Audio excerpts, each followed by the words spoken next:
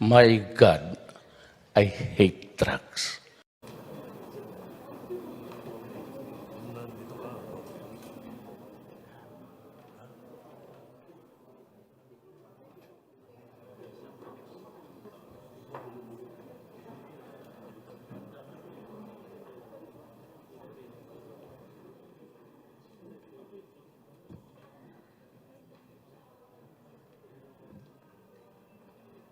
Your Excellencies, members of the House of Congress, ladies and gentlemen, the President of the Republic of the Philippines, Rodrigo Roa Duterte.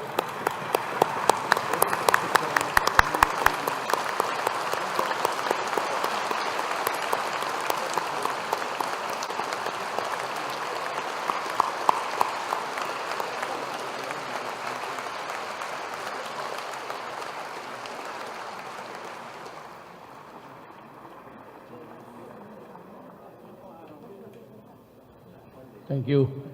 Kindly sit down. Kumusta po kayo? Senate President Vicente Soto III and the honorable members of the Senate, House Speaker Alan Peter Cayetano, and the honorable members of the House of Representatives, Vice President Maria Leonor Robredo, magandang hapon po sa iyong ma'am at kung nasaan ka. Former Presidents Fidel V. Ramos, Joseph Ejercito Macapagal Arroyo,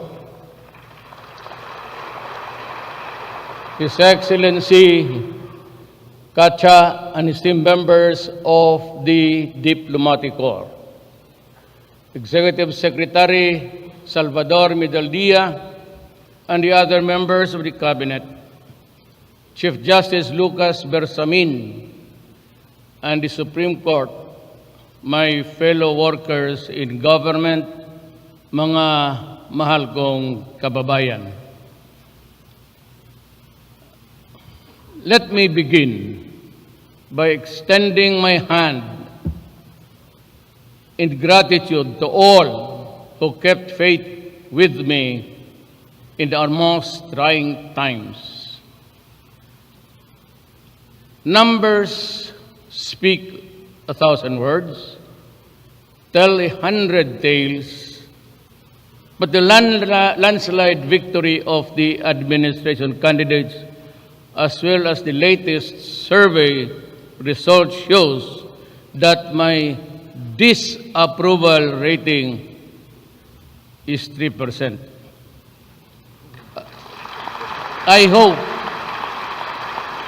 that the members of Congress, sana hindi kayo included sa 3%, inspires me with determination to pursue relentlessly what we have started at the start of my administration. Few men imbued with the will and the courage to do what he believes is right and just, and whatever be the opposition in terms of numbers and noise, makes a majority.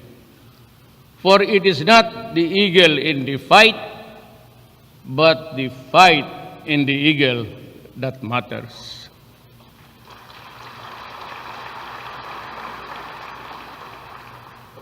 Believe me, I will end my term fighting.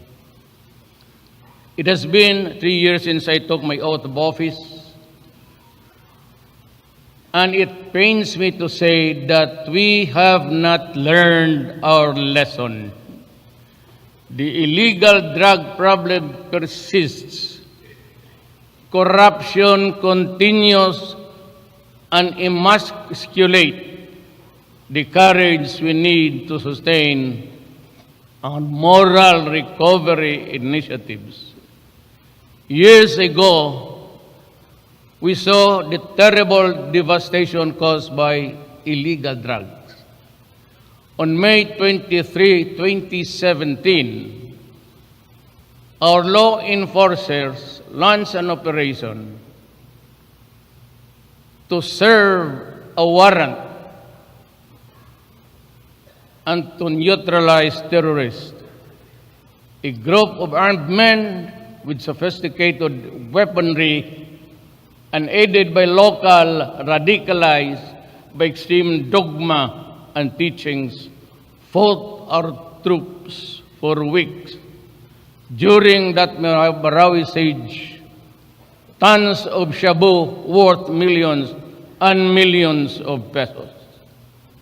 Drug money killed 175 and wounded 2,001 of my soldiers and policemen in that 5-month battle.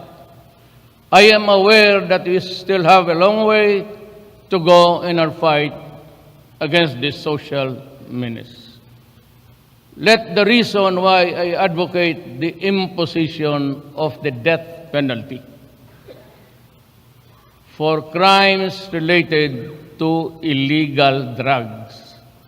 Our citizens have begun to do their part in the war against drugs and through the barangay formation of anti-drug councils and also actually surrendering bricks of cocaine found floating in the sea into our islands.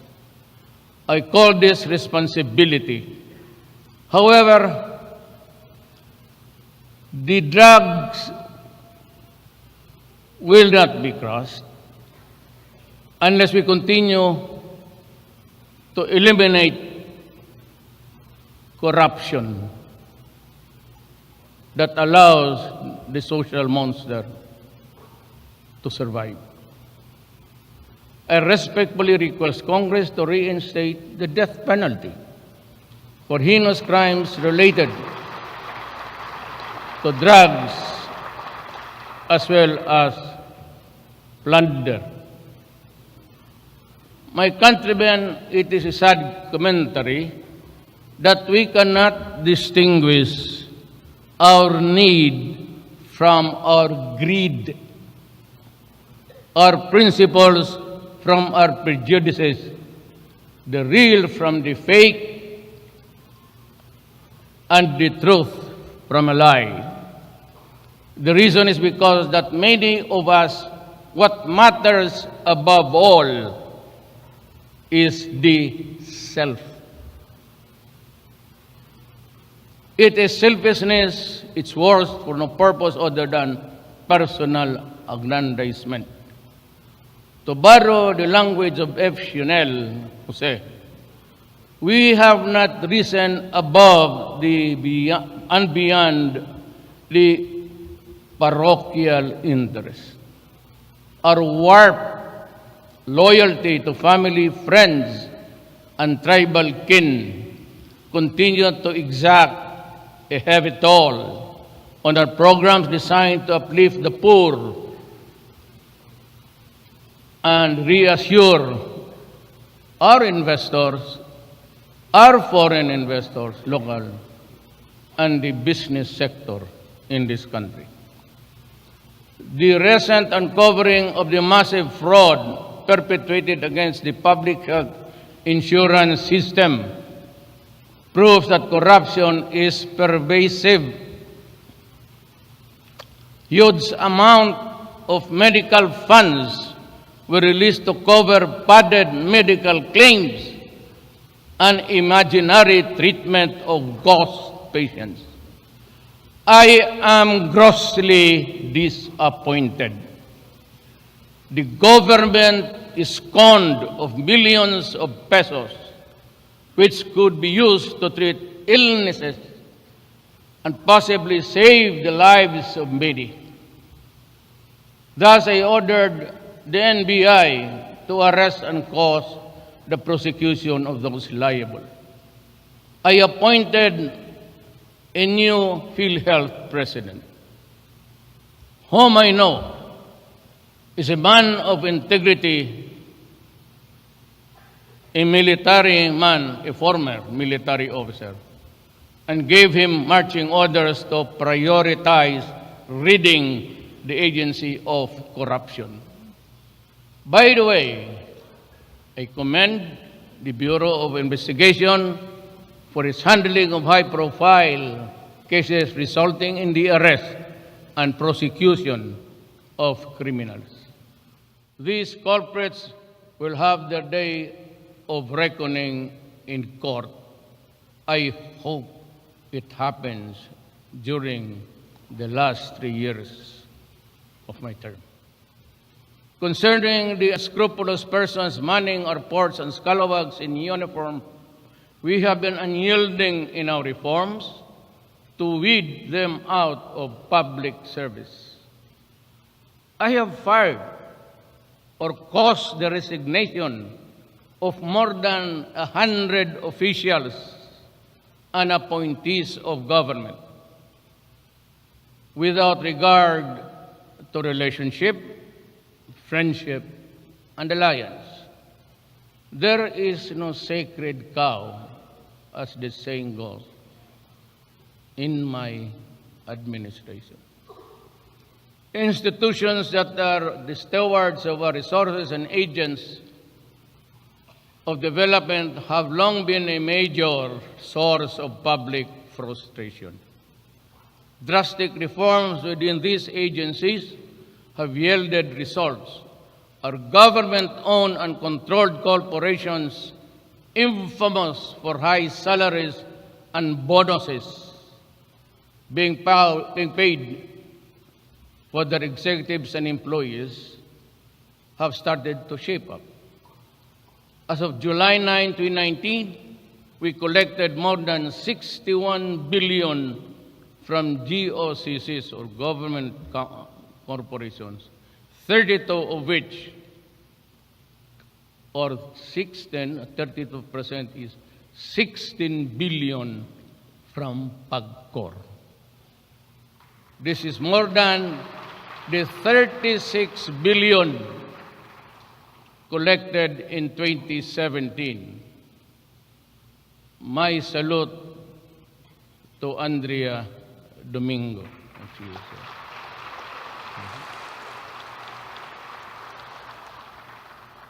Magpasugal ka pa ng marami. Bureau of Customs, though corruption-ridden, managed to collect 585 billion pesos in 2018. Imagine how much more could have been collected had the BOC been clean and less corrupt. May I cut and just magsalita lang ako kung anong sa isip ko.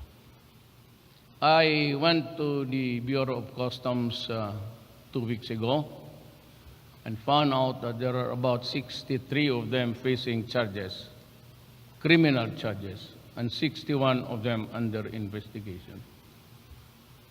I hope that I can have the cooperation of Congress.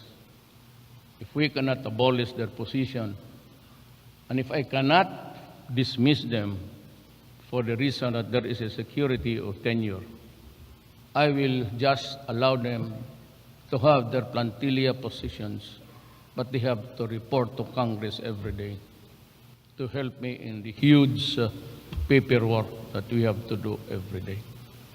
All of them will go out from the premises of the customs area. I do not want them back.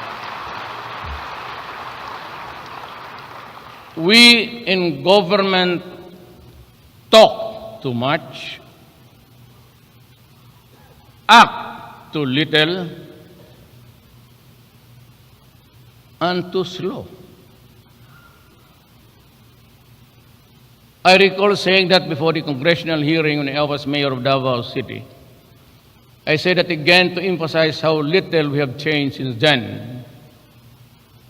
We have long on rhetorics, but short of accomplishments. It's just that you, Congress, or even the executive department, and maybe me. So, I am here to rectify my own error. That is why I implore those who occupy positions of power and authority to let your deeds and accomplishments do the talking.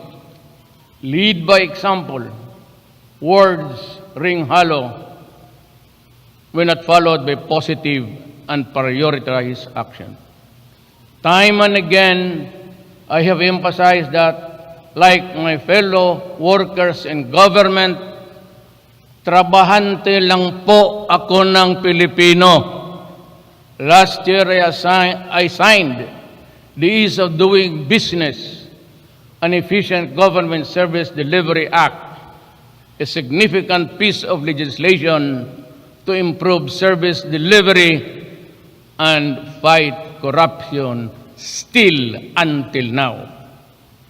However, much is to be done in ensuring our responsiveness to the people's needs based on complaints received by this contact center Bayan, that's in my office. The LTO, SSS, BIR, LRA, and Pag-ibig are the top 5 agencies that need to drastically improve their service. I reiterate my directive to the government and instrumentalities, including the LGUs and the government corporations. Simplify. Andito ba kayo? Simplify. Just like the others. You can do it electronically. You do not have to go to the office. I've been asking that from you since 3 years ago. Pag hindi pa din yung nagawa yan ngayon, papatayin ko talaga kayo.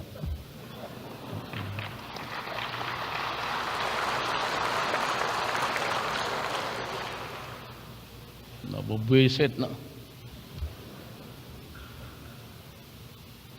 Simplify and make your services responsive to client-friendly. Your client is the Filipino, our employer. From where the money in our pockets come from our salaries. Thanks to Executive Secretary Major Dia, we have increased the number of lines from hotline 8888 to make it more responsive to the public. Our ultimate goal is for our people to be freed from using these hotlines because government service and response have markedly improved. Again, ang problema kasi ng Pilipino, I'm addressing now to the Filipino. Kayo rin kasi, sinasabi ko na sa inyo, be assertive. At pag kayo o ikaw hiningian more than the required payment by government at humingi pa sa iyo, I've been telling you, mag-iskandalo kayo sa opisina. Make a scene. Sampalin mo yung na yan. Kasi aabot rin sa akin yan. And I have done that. Ako magprangka ako sa inyo. Ako lang ang presidente na hanggang ngayon nagbubugbog talaga ng tao. Yan sa loob ng Malacanang. Pinapakain ko ng pera yung mga yawa na yan. Galit na ako sa inyo eh. Kindly be assertive. Pagka hiningian ka, sabihin mo, ina mo, sabi ni Duterte, the President told us, that if you extort money from me, I will slap you. At sampalin talaga ninyo. Di na bali magkaaway. I will defend you. At kung maari, And this is what I've been doing all along. There's an 888. Be sure that it is true. Though you are not liable for libel, pero wag naman yang makasakit ka ng kapwa-tao na wala namang kasalanan. 888 then placed to President Duterte abuses by director asking for money. Text mo, lalabas yan dyan. And that is for the public to view. At kung totoo, Malacanang, I said, is open 24 hours. 24 hours, basta corruption. And that is why that fiasco about the frigate ni Trillanes was because yung Koreano na napagbili ng barko to sold the ship to the Philippine government, wala pa hong delivery. And it was there already ready. And that is why that Korean went to Malacanang just to complain, why is it that there is no request for delivery? So I told Bong, ayusin mo yan. He went to Lorenzana, and Lorenzana, nagsulat siya. May nakakuha because of Malacanang. Every administration may tao yan dyan. Every administration leaves some of the men because they are appointed on plantilla position. Kinuha nila, then it was brought here before the Congress. And so Bong was called to testify. And said he was assured it will be a closed door. So I told Bong, no, ask for an open and public hearing. Sabi ko, sabihin mo sa lahat, kanina, wala, you have nothing, just say the truth. Sabi ko, pagkatapos niya testify, sabi ko, Bong, maniwala ka hindi, you will be a senator. Totoo yan. That is the story of how convoluted politics and corruption here in our country works. Equipped with political will, the government ordered the closure of Boracay Island for 6 months to prevent its further deterioration. We cleaned and rehabilitated the island and not allowed it to heal naturally. I am proud to say that it has been restored close to its original pristine state. Boracay Interagency Task Force led by Secretary Simato and fully supported by Secretaries Andio, Romulo Puyat, what's her name? Puro surname ito, Romulo Puyat. What's her name? Berna.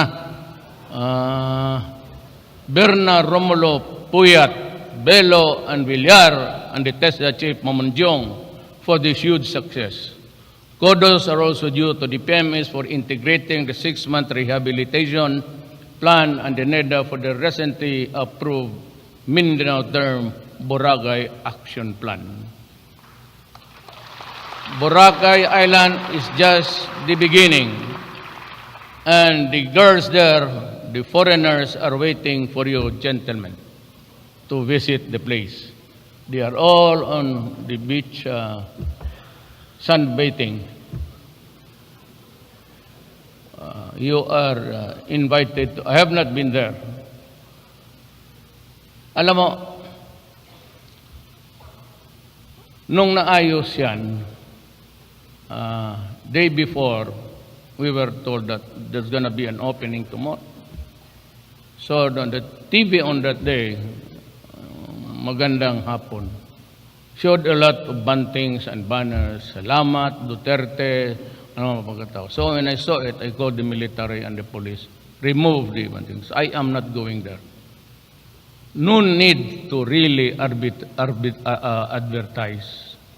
I am paid for what I'm doing. Nakukurnihan ako. Too much adulation, bordering pretensions.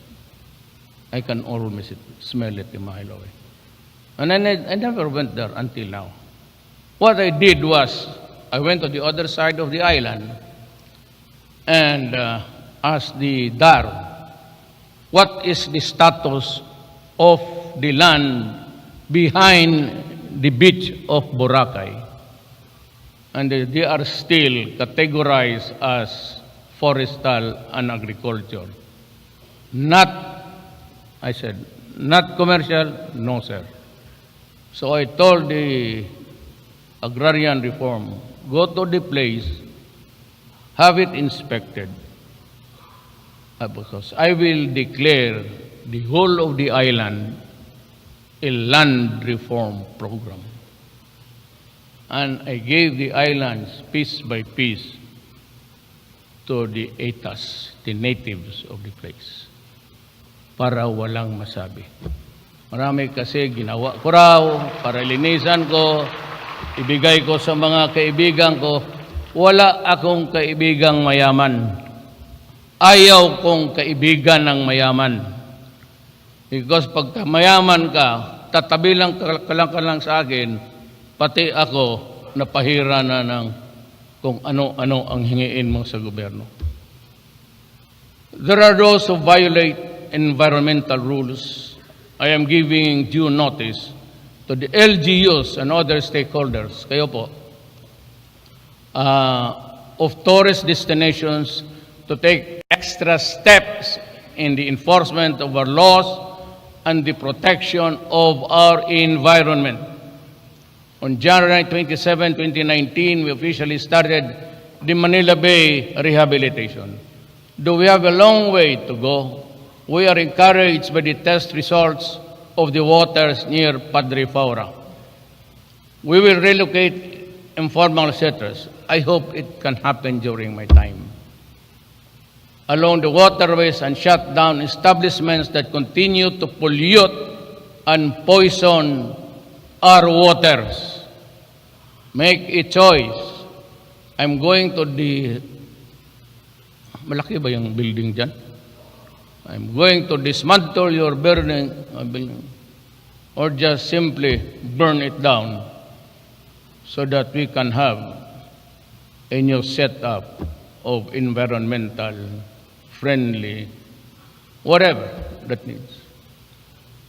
So the Build program in emerging economic hubs outside Metro Manila, this will swiftly gain ground thanks to the efforts of the economic team led by Secretary Dominguez. Hard at work in the interconnection of our islands and cities by air, land, and sea are Secretaries Tugade and Villar. Alaman naman ninyo, magaganda na ang airport ninyo. Inuna ko nga kayo. Everybody's complaining about the Davao Airport, and I said, Davao will be the last. Kung hindi na maabutan, sabi ko mga taga-Davao, pasensya na kayo. Parang walang masabi ang Congress sa atin, baka nga 3% sila doon sa kabila. We also paved the way for the entry of third telecommunication provider. Do not worry about this. There is no corruption at all. I guarantee you, upon the grave of my father, I do not talk to them. I just say, just do your work. And kung maaari, according to what the specifications are required by this government. I challenge this new player to fulfill its commitment to provide fast and reliable telecommunication services to our people, especially in the underserved areas. DICT Secretary Hunasan will be the lead man in this endeavor. I hope he is here.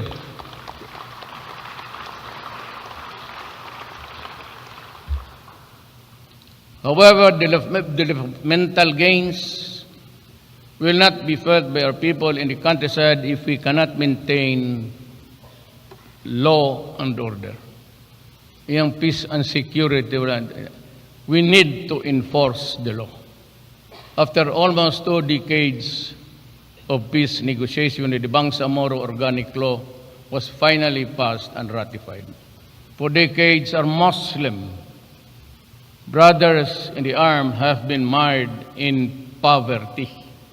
My late Muslim brother, Minda Chair Abdul Ghair Alonto, envisioned a progressive, peaceful, and united Mindanao during our lifetime.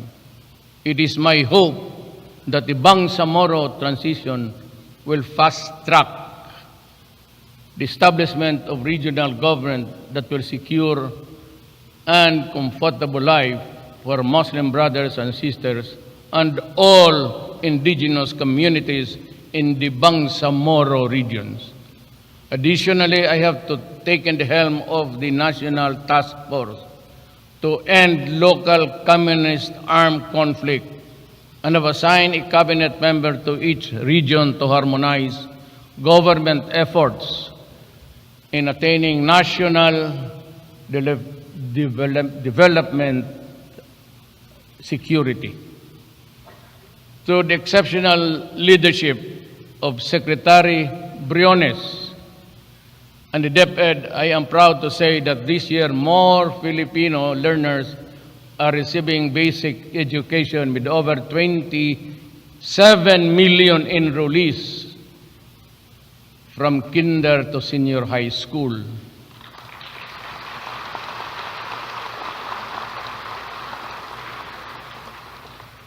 And because we have still a little to spare, the fastest population growth, one of the is the Philippines. We are so industrious that we are producing more people than. I do not want to quarrel with the religious, but more than 823. Sorry, but I is not good for the. Sinusuot ko lang to pag paminsan-minsan eh. Out of school youth and adult learners were able to access non-formal education through the alternative learning system for our national sports development. I support the proposed measure to create the National Academy for Sports for high school students. Almost 86,000 micro, small, and medium enterprises, or the MSMEs, have received over 3 billion worth of loans since 2017, thanks to the efforts of Secretary Lopez and the DTI.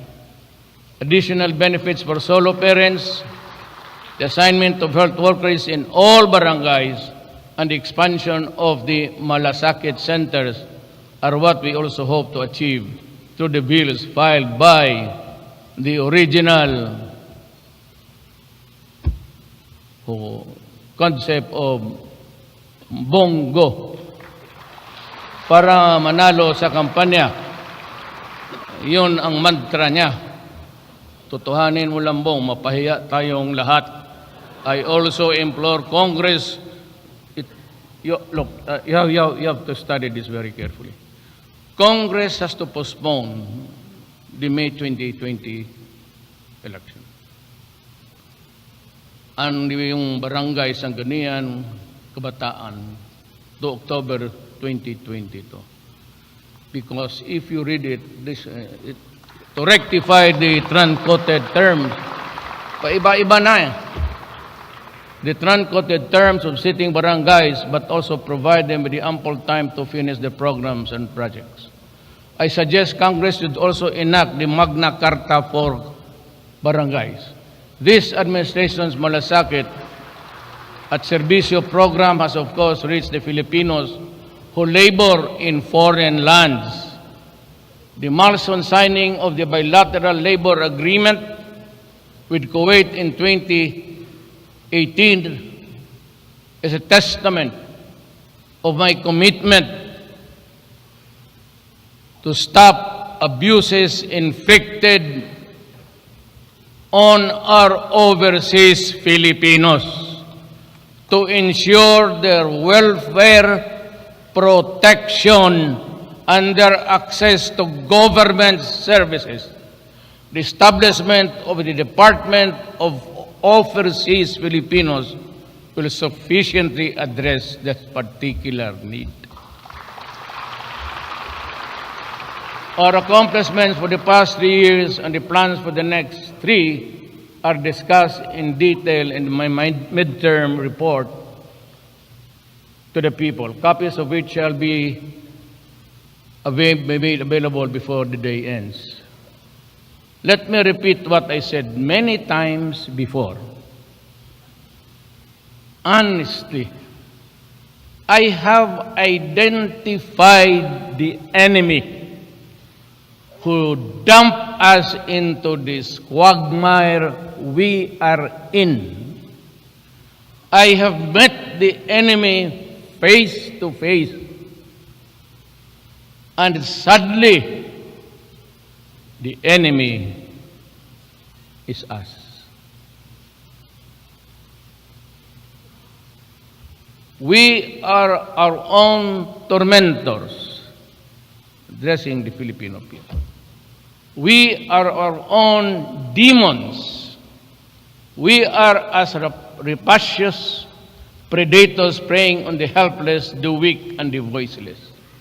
We find corruption everywhere in government when every malefactor watching his cohorts back in blatant disregard of his oath when he assumed public office.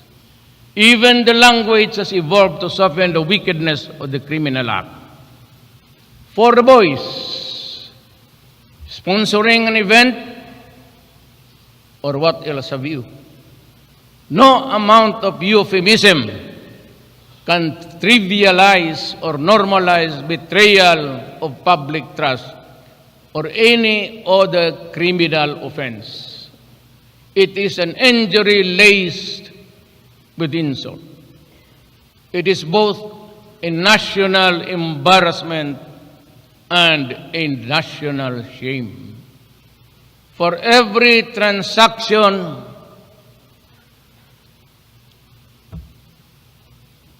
a commission.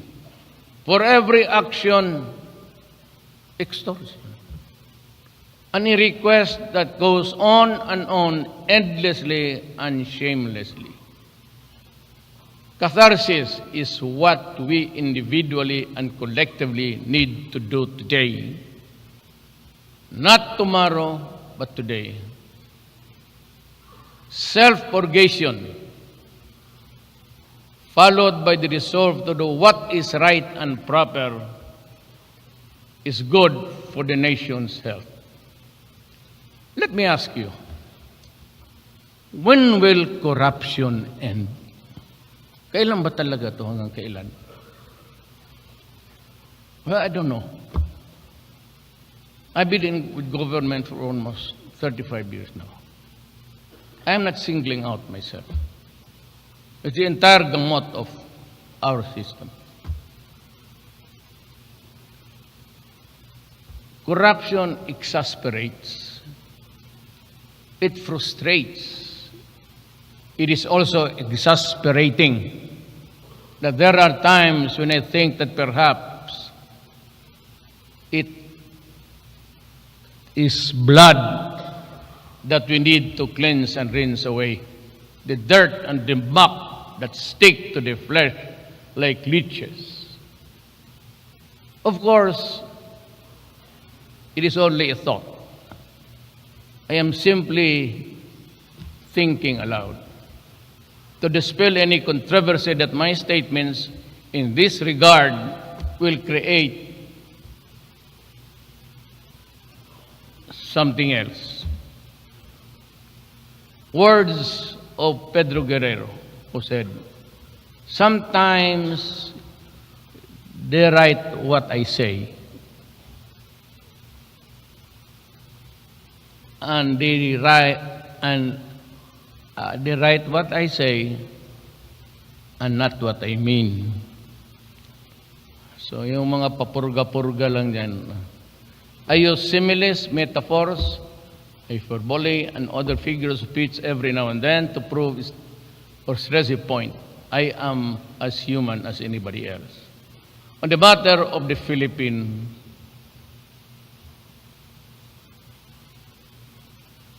West Philippine Sea, the avoidance of conflict, armed conflict, and protection of our territorial waters and natural resources compel us to perform a delicate balancing act.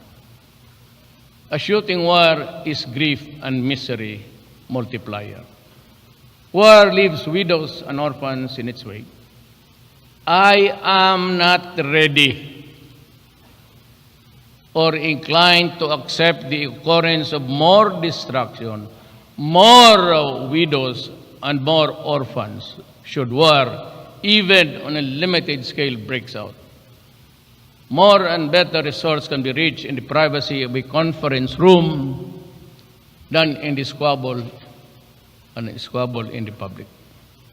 That is why I will do in the peaceful way, mindful of the fact that it is a national pride and territorial integrity that are at stake. Short of expressly advocating a call to arms, there are those who say that we should stand up and stop those who fish in our economic zone. Of course, we will do in due time. There is, alam mo ganito yan eh. When I became president, and when the M16 rifles were canceled by America upon the prodding of the U.S. Congress, I found myself in a quandary because reports were already very ripe na there was the passing of arms in Marawi. And because of the arms were already mostly in the hands of the police, hands me down from the army, were quite old. And sometimes the bolt that pushes the bullet flies out. And the barrel has really become loose. And there are no more lands and means to push it into a circular trajectory to maintain its accuracy. So I was forced to go to China. Mabutit na lang na masabi ko sa inyo to. Then in China, we had a bilateral. I brought along the military man, Anyo, the chief of staff then, and all of them. Lorenzana, Esperon, National Security. In that meeting, I said, cabinet members were there, I want to go to my territory to dig oil. That's the word. I dig. Because that is ours. Ang sabi ni President Xi, well, you know, there's a conflict there.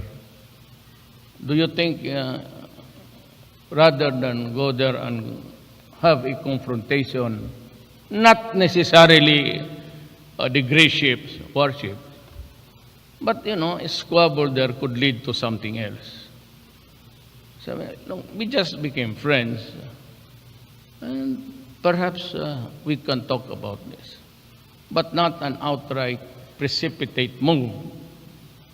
Because, you see it softly, it can mean trouble.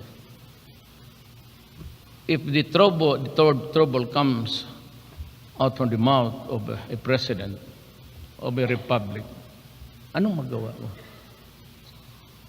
So, what did I answer? Well, then maybe, sir, we can talk about this at some other time. But definitely, before I go, we must talk about the West Philippine Sea.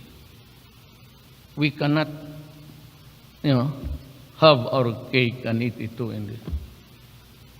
You know, I cannot go there even to bring the Coast Guard to drive them away. China also claims the property and he is in possession. Yan ang problema. Sila yung in possession and claiming all the resources there as an owner. We are claiming the same, but we are not in the possession because of that fiasco. Noong dalawang nag-stand off doon during the time of my predecessor, si Albert Ambassador, if I'm correct, I do not know his real name, tayo ang umatras. Pagsabi na umatras, that was a kind of a compromise. Tayo ang umatras. Nung umatras tayo, pumasok sila. Marami na. That day, we lost the Spratly and the Panganiban. Yan ang totoo. Walang bulahan yan. Ngayon, may arbitrary ruling. I said, I could not even ask for the oil, claiming the entire resources of the monarch. Anong sabihin ko sa kanila? Kaya sinabi ko, let us do this mutually. Of course, when she says, I will fish, who can prevent him? And sabi ko naman, we will fish because we claim it.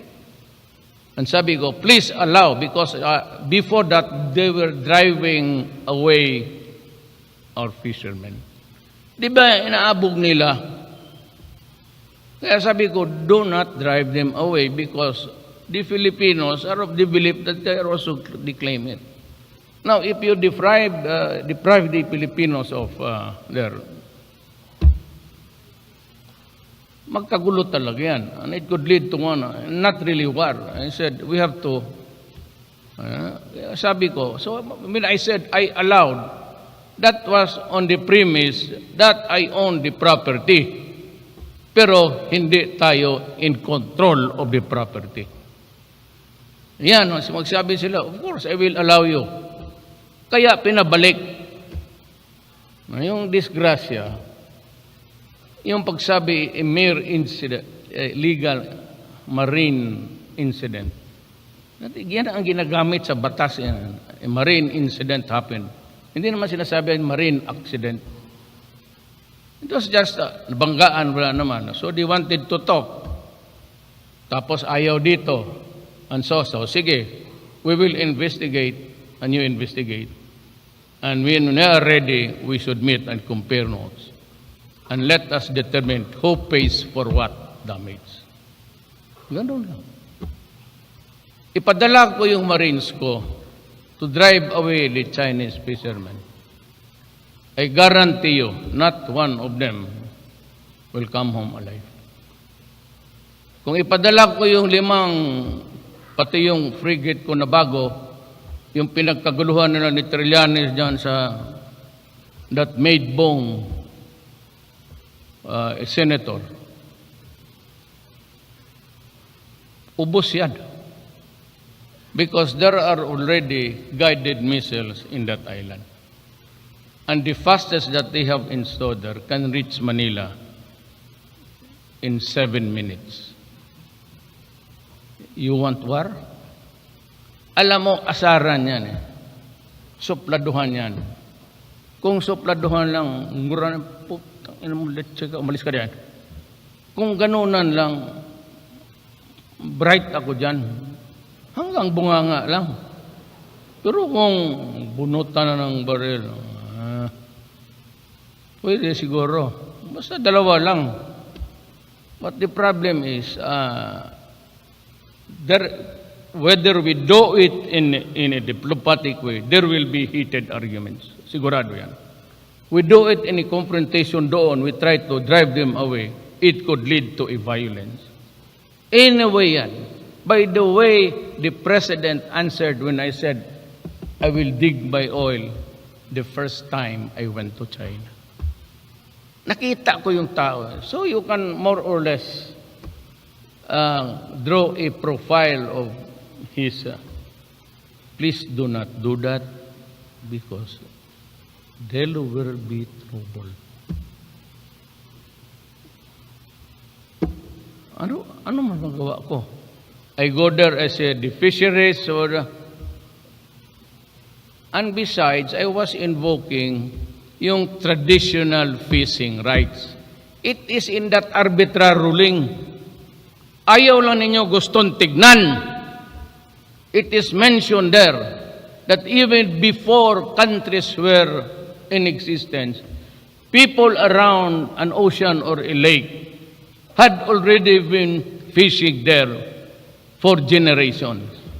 And that is why fishing rights are allowed in the so many cases between Finland and Germany, decided by UNCLOS. UNCLOS is the international law of the seas. UNCLOS is a product of a treaty.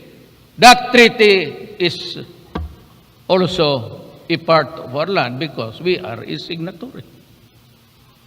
Dito kung basahin lang ninyo yan ng husto, it is there. You might just China and everybody recognizes traditional fishing rights for the natives who were there even before the creation of republics and governments. That law is a human law. So I'm sorry I promised you 40 minutes. You want me to start? Oh, we can go home now. I have exceeded my... There is a time for everything. Do not believe the others because they are not my friends. They are my political enemies. They say, I do not believe in God. Who says? I am a believer of a universal minder. But I do not believe that a God so perfect would create hell for his creation. What kind of God is he? He is not my God. There's a time for everything. A time to negotiate and a time to quarrel. With your enemy, with your political opponents, with your wife. That is why some lives here are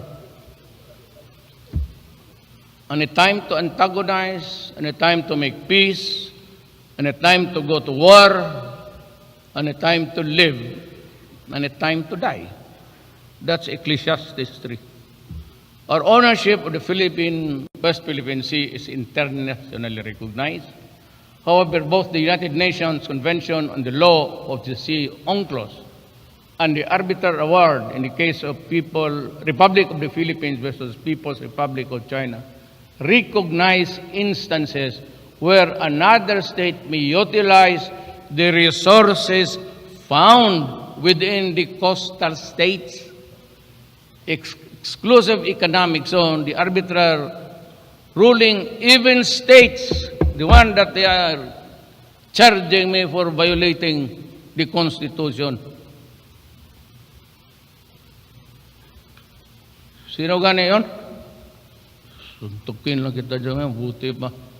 Dito the arbitrary even states that the Philippines may enter into fishing agreements with other states, provided certain conditions and requisites in the UNCLOS are met. So yung aking sabi niya, let's go fish. Sabi ko, you have to act, they have been there fishing since time immemorial. I think it was Adam who got the first lapu-lapu there.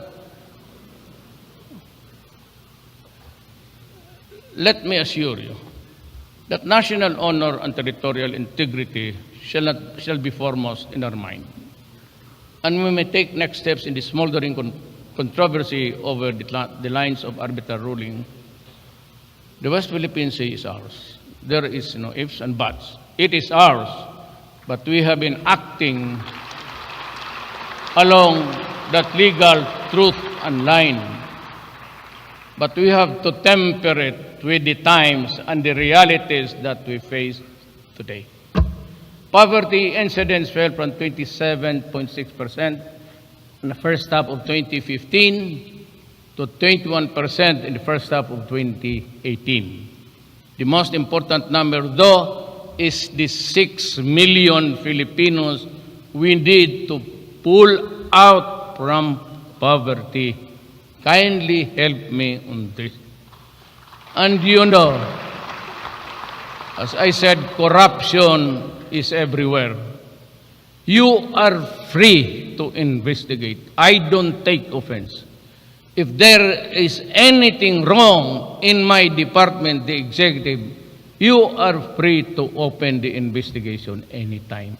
You do not have to call me. Call the idiots, expose them, and send them to jail. You are helping. Do not be, I am not, I've been a prosecutor. I know how it works. Feel free. Feel free to expose anything that is not in accordance with law. We have pursued tax reforms to fund our poverty reduction programs. I therefore implore Congress to immediately pass Package 2 of the Comprehensive Tax Reform Program or the Trabajo Bill, which shall gradually lower the income, corporate income tax and rationalize and improve fiscal incentives.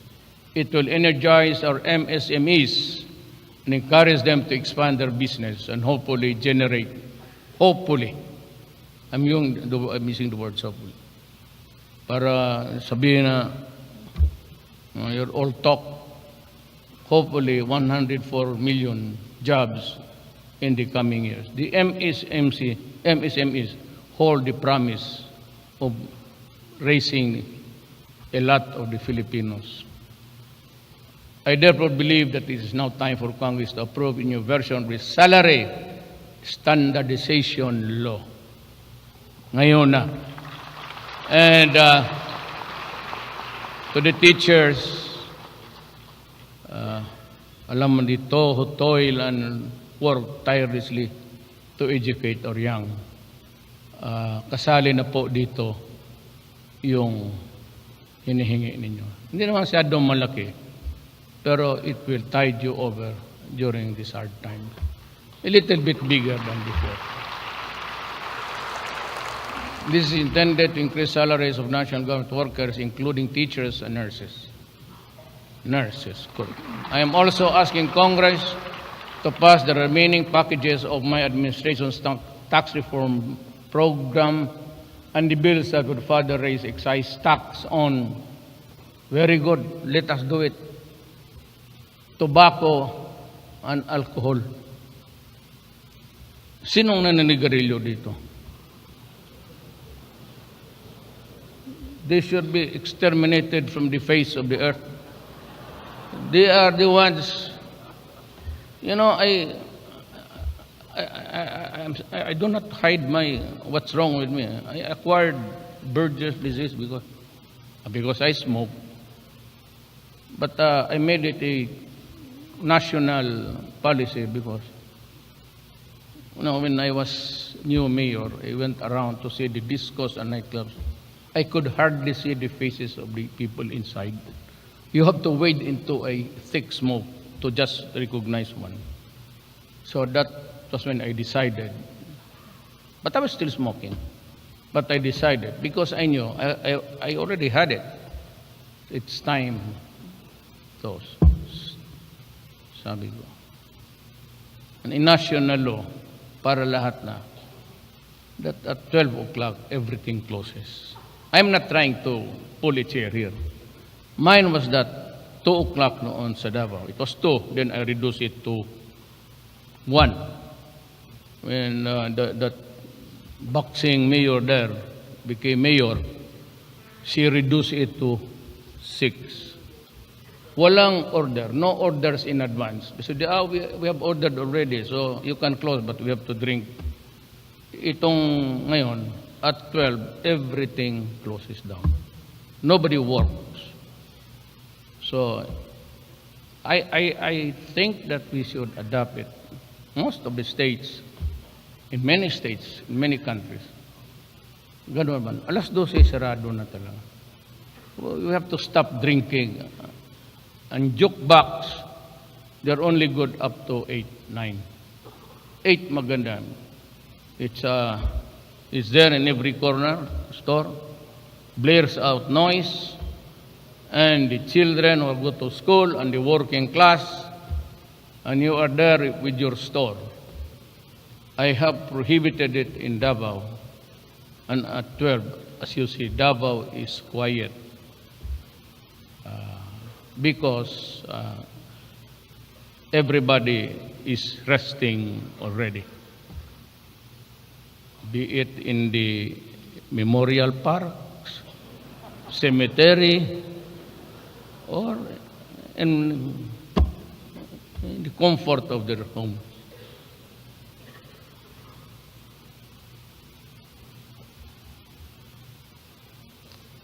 The evaluation system has also to be improved. Local government units and rationalize capital income tax. I urge Congress to review and pass the government right-sizing bill to reconfigure the existing Metro Manila-centric bureaucracy, streamline government systems in order to deliver services without delay and within a short timeline. These reforms would be for naught if we cannot avert of a new poor every time a disaster strikes. The Philippine experience has shown that natural disasters are poverty creators. That is why we need to hasten the establishment of the Department of Disaster Resilience so that this department focus on the natural hazards and climate change. I urge Congress to fast-track the passage of the administration of this bill, administration version rather. In 2017, I reminded all of you of the probable consequence of a catastrophic earthquake in Metro Manila and its surrounding provinces. Since then, I have established a project management office for the earthquake resilience and the greater Manila area to implement two-pronged strategy on earthquake resilience and mitigation efforts.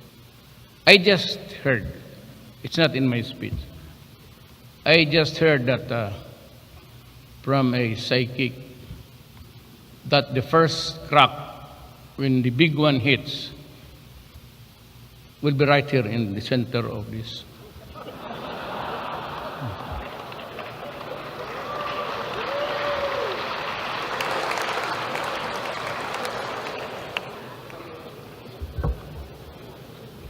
Yan man ang sabi nila.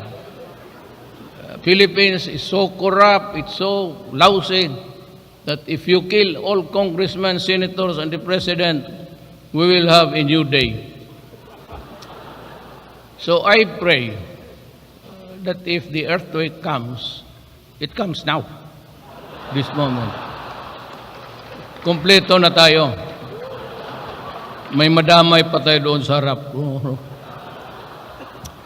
We weathered one damaging effect of climate change this year. The El Nino wreaked havoc in the agricultural sector and caused water shortage in the greater Metro Manila area. We need to pass bill creating the Department of Water Resources and Water Regulatory Commission. Alam mo, the agencies and the guys that are handling the entire water work system, you have to change it immediately.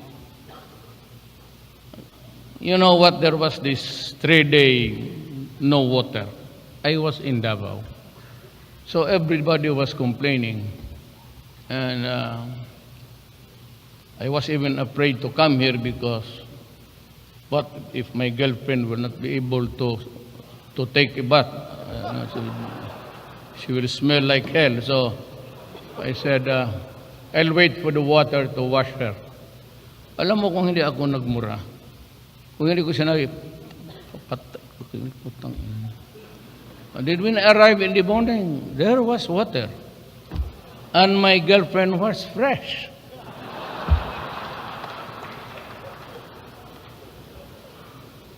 I also call on Congress to pass a law mandating a fire protection modernization program. Diyan tayo nagano. If you go to Davao, you find the best. The best of everything. 911, all the cameras, all the screens. We need that if we can fund it. Alam mo, sabi ni, Sunny is here? Secretary Dominguez? Siya man ang magyayabang. Sabi niya, marami tayong pera. Pero pag tanungin namin siya doon sa cabinet meeting, walang pera, walang pera. Si Jokno, ganun rin. Kaya tapon ko sa Central Bank. Every time sabihin mo, we discuss projects. We plan. And we submit it to Congress. About its final imprimatur. Hindi kami, may pera ba tayo dyan? Wala. Magkano? 4 billion. That is not the property. No money, no money.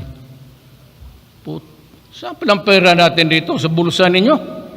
Karaming koleksyon natin dito. But Sane says that we can fund. This one we have to answer. Now, I would like to remind, pagbigyan na lang ninyo ako tayo para man ito sa lahat. Alas 6 pa nga, ginugutom na kayo. Hindi pala kayo nagmerienda. Alam mo, ever since na-integrate yan, you would notice in your cities and provinces the deterioration of the service itself. Wala nang mga truck, luma na. Ano, you believe it in Davao City? I'll show it to you. We have a 1934 Studebaker fire truck. Maganda pa. So we have to do better than this, because there are other cities which are utterly without the tools to respond to the challenges of fire. We have to come up with something that is really good. I mean, at this age, it would be a shame if you cannot put up a fire in 2 days, 3 days. My God. We have to set aside. Sunny, you have the money? Oh, yes. O, see? Basta sa maraming tao, mahiya man mag-deny. Yeah, totoo yan. Totoo yan. We have the money, so maybe Sunny can give you a figure that we can set aside. Nakakahiya talaga itong ano natin.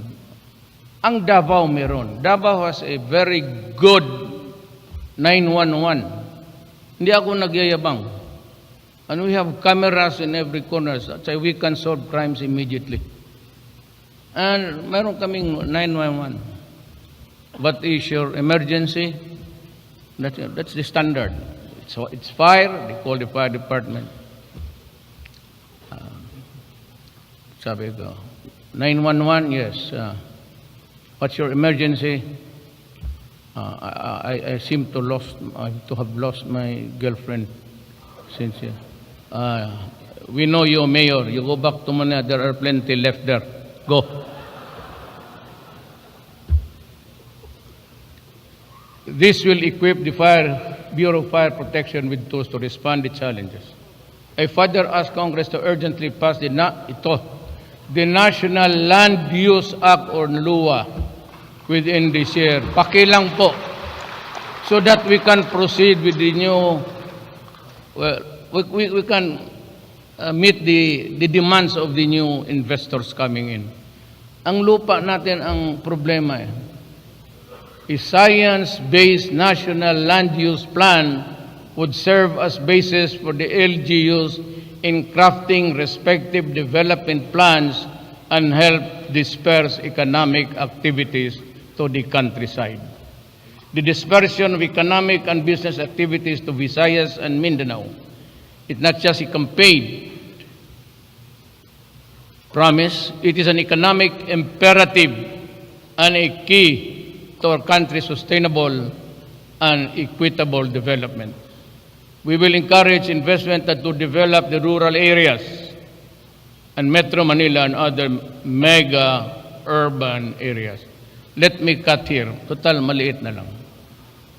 I would just like to remind everybody, no offense intended to the mayors and governors, to the local government. Pero yung style ninyo na it takes about 3 days, 4 days for the employees of a certain company, store, or whatever to go back and forth, back and forth. When they go back, you have in your regulation. He gets it, he secures it, then when he goes back, saying, oh, there's still, you have to follow, you have to get this paper. I will tell you now. Hindi ako nagyayabang. In Davao, it's 1 hour. Unless there is a need for ocular inspection. I am directing you publicly. Mayors, I am directing also the DILJ, Secretary Anyo of the local government, to see to it that this is honored. All clearances, permits emanating from your office that would need also your approval must be out at the very least within 3 days. You do not do that. I am directing si Secretary Anyo. Is he here, sir? Nandito ka? Secretary Anyo, is the former Chief of Staff. He's also a military man. I want 3 days, unless there is an exceptional reason. 3 days, para hindi na magpabalik-balik, kasi dyan ang pirahan. Pagdating doon, meron namang hingin, padotong mo hingin. Kaya said the Filipinos, if it is done to you, I'm telling you, slap the guy, create a scene, create a scandal, because that incident, however little, will reach me. And if that it does, you can be sure, if I do not call you an idiot, I will go there myself. That is a promise, that is a pledge. Make it a part of my oath of office. Lahat kayo dyan, pati ang easement, well, under Villar, okay na. Pero yung easement, $1 billion, $1 billion pesos. Well, if it's a foreign company, it's $1 billion thing. Ganon yan, pabalik-balik at ito'y binabayaran. That's why nagpatong. If all monies and revenues due government are collected in good faith, marami tayong pera. I'm telling you as president, marami tayong pera para extra money to uplift the mass of Filipinos who are suffering. Baski hospital lang and housing. Jobs, it's the economy that runs it. If the economy is good, more jobs. But in the meantime, itong hospitalization, education, the basic things, saka itong relocation. Kaawa talaga. Kung makolekta lang natin, hindi makurap ang pera, marami tayong pera. Kaya ako nagsabi, that's why I will make it public. I was a denying Filipino. I gave it to a group of people. Tapos, nagpabidding sila. Ang nagbidding nila is to allow a gambling casino to be erected there inside Dinayong Filipino. Kaya ako nagsabi, anong kahulugan ng Nayong Pilipino kung lagyan mo ng sugalan and without a bidding? You know, nandiyan yung mga general, they are there, chief of staff. Kasi paggaling doon, pumunta ako sa command conference. Pagdating ko sa command conference, may pinasa si Isani, ghost delivery sa AAP Hospital. Galing pa ako doon. When I was facing the military and police, sabi ko, look, I thought I had my back covered by you. If I cannot trust you, you better tell me now. Because if you, the commanders of the Air Force, Army, pati Albayalde and the Navy, I will step down now. I am residing. I'll go back to Davao. You do the explaining to the people why. Ginanon ko talaga. And in of the cabinet meetings, ganun rin. There was this 2-year pabalik-balik na yung back and forth for tables was sitting on their ass paper. So when they were explaining to me the revised plan, and with so many requirements, clearances from NBI, I stood up with the cabinet members, lahat kami. And the cabinet meeting said, stop. That idiotic matrix is not for me. That is intended for the next, maybe the president after the next. Lumabas ako, sabi ko, inyo na yung gobyerno ninyo. Sabi ko, wala ako I'm tired. I'm tired and talagang gusto ko na rin mag-resign. Because I'm not happy anymore. So anytime, the military said, we want to have, if you want to take over Kudita, go ahead. Do not bring your armors, do not bring your weapons here. Call me and we'll have coffee. I do not believe. I think Marcos and Estrada were correct. That they did not allow kasi yung gwardiya dito pareho yan. Lahat sila dadaan yan sa Presidential Command. All of them will be assigned. Nag-iikot yan sila, a taste of everything. Hanggang Mindanao. Kaya kilala ko yan sila lahat, dumaan ng Mindanao. Sabi ko talaga, inyo na. Ayaw ko na. Sabi ko, sige, sinong gusto? Raise your right hands. I, duly appointed member of the junta, will now make the Sona next month. Bahala kayo dyan. Don't threat them about it. If you think that you can run the country better than the elected one, go ahead. That's not is the problem of the Filipino people. Tala sa cabinet kaya abutan ako ng tupak, magbaba dito ako, ngayon bahala na kayo dyan. I'm going home. One estimate pegs economic losses at 3.5 billion a day due to traffic congestion in Metro Manila.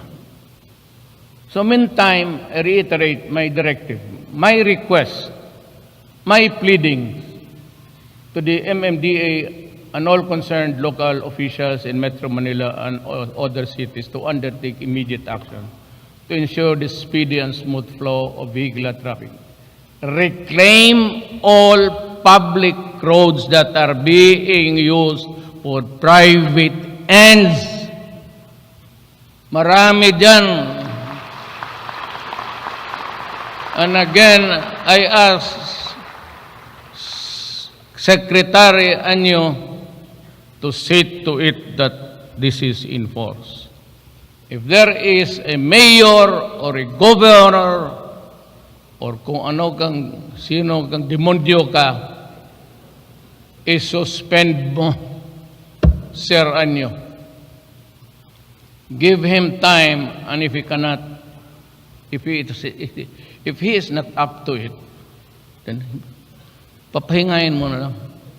Suspend mo na. Wala talagang magawa. They just keep on pleasing their own constituents just because there is a constituent a leader. Ganun kayo eh. The only way to do it, anyway, me, I have no problem.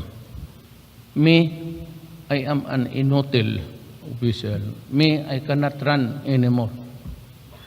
Me, after 6 years, I might lose my head. Wala na ako. No more challenges in politics. No more mountains to climb. I will just do my duty. And most of my cabinet members are actually military men. You know why? Gusto niyo malaman? Do not be embarrassed. Atin-atin na lang ito. Huwag mo na silang pansinin yung mga ano dyan. Parang nag-meeting-meeting lang tayo dito. Yung parang nagpulong-pulong lang. Do not mind them. Kung tingnan kasi ninyo, mahiya kayo. Kasi ganito yan. My penchant for military men. I want to ingratiate myself to them. What? I was elected by the people, not by the military, not by the police. But why do I have this predisposed to? Kasi utusan sila madali. Kasi pag sinabi mong walang korupsyon. Kaya lang, ang military, just like any organization, pag ang top dyan, general o ang commander-in-chief, kukorrupt yan lahat. Pero kung sabihin mo na matino, they will follow. So Boracay, I sent si Mato. Sabi ko, puntahan mo nga doon. Is General si Mato here? Si Roy? Yeah. Ito si Roy, nakilala ko to sa Mindanao. Hindi ko man niya kilala. Mindanao. Na-mayor kasi ako 23 years. So all of them passed by Mindanao. Kilala ko. Pag inutusan mo, kaagad. And they know that I will not give illegal orders for them to implement. Alam nila, abogado ako. Sabi ko, sundin lang ako ninyo. Kaya I was surprised when I ordered si Mato to go there, to Boracay. Sir Frank. Alam mong ginawa niya? The next day, lumabas siya doon sa Daily Mirror. Naglalakad siya doon sa beach, naka-t-shirt ng blue, at yung mata niya nandoon sa dalawang Caucasian na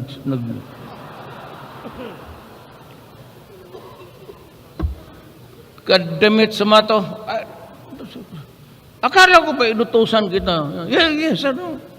O bakit ka nagpalakad-lakad dyan sa beach? Tingnan mo yung nagkabikini na dalawang puti. Sa napadaan lang ako, sir. Kuya, trabahuin mo yan, ha? And they did it in 6 months' time. Of course, with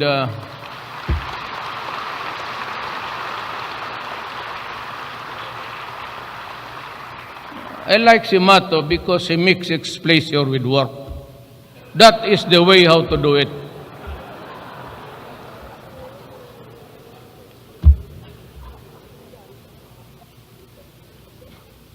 I give you until the last week of the year, yung sa September na, to do this.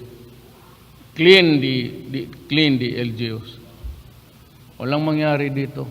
We shall continue to invest in the countryside through agricultural programs that will increase the productivity and income of small farmers and fisherfolk. We shall ensure the full implementation of the rice tariffication law, including the Rice Competitiveness Enhancement Fund. This will safeguard the livelihood of small farmers through provisions of modern farm equipment and machineries, seeds and credit, and extension services. I also have not forgotten my commitment to uplift the lives of coconut farmers and further develop coconut industry until the through the urgent utilization of the Coconut Levy Fund. That is 100 million. Kaya ako very careful until now, wala akong nakuha. Look, it is really hard to look for an honest man. I must admit it. Baka ako hindi ko rin kaya. I do not have that one. Itong Coco Fund na ito yung naiwan sa nung kay Marcos na levy fund. This is sacred money. This money was taken out of the pockets of the Filipinos arbitrarily. Wala kang magawa ni Marcelo. Ito na yan. Kaya itong Coco Levy Fund, kung sabihin mo lang, tama ang Supreme Court, hindi mo pwedeng maibigay, sabi mo sino, you can no longer trace the truthful owner of the land. Ang plano ko, kung gusto ninyo, you save the money. You invest the money, mag-abot yan ng mga more than 100 billion. Ilagay na lang ninyo ng trust fund for the government. So, mga 5 billion. Ayun na lang ang gastusin ninyo to reserve the money. Rather than do it parang sprinkle na ibigay mo sa mga tao, you cannot, sabi ng Supreme Court, tama sila, you can no longer trace the genealogy of the owner, the original owner. And sometimes it would fail. I will not act on that until I find the man. Wala pa akong nakuha. I have yet to look for the man. Hanggang ngayon naghahanap ako, wala akong nakita. Kasi malaki ito. And this will, if you assign a corrupt idiot there. Kaya ang gusto ko, o baka nagustuhan rin ninyo, ideposito ko na lang. Let it remain as a remembrance to the people who lost their at that time. Tapos yung 5 billion, yun yung to improve the improvement sa replanting sa coconut. 5 million, that's a big money. Pero kung ibigay mo, light sprinkler, walang mangyayari. Yung magtigabigay, kukuha yan. Yung pupunta. That's why itong land bank na ito, pag hindi ito na, you're called land bank. But you are now the #1 commercial bank in the Philippines. What the heck is happening to you? You are supposed to finance agricultural enterprises and endeavors. Bakit wala? Bakit? Why can't you just buy a few wagons or whatever, go to the countryside and ask the people if there are cooperatives, tulungan ninyo to form one. Pag wala, tignan ninyo na maibigay ninyo for replanting of the coconut, to revive the coconut industry. Pahiramin ninyo ng pera plus the money, nung sabi ko, of the coconut levy. That is sacred money. Land bank should go back to land. Why are you mired in so many commercial transactions? Bumalik kayo where you were created for. And that is to help the farmer. Ilang administration na wala. You better decide on that. I will give you until the end of July to give me a plan. Or else, I will ask Congress to reconfigure you whatnot. Wala kayong...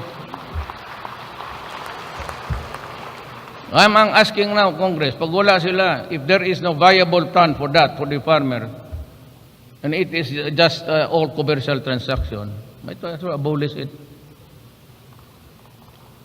And give the money to the congressmen for their development funds. O, mas makatulong ba? Diretso eh. Ayaw ninyo? Ayaw doon nila, Sir Frank. Huwag mo na lang galawin. I once again urge both houses of Congress to pass a more responsive version of the bill establishing the Coconut Farmers Trust Fund to ensure the accelerated utilization of the Coco Levy Fund for the well-being and empowerment of the coconut farmer. We recognize the urgent need to ensure the sustainability and availability of resources and the development of alternative ones. In this regard, I trust the Secretary Kusi shall fast track also the development of renewable energy resources and reduce dependence on the traditional energy sources such as coal. Finally, sustaining our gains entails a national security posture capable of defending the country from external and internal security threats. Defense Secretary Lorenzana, together with the gallant men and women in the armed forces, is at the forefront of this fight. We expect support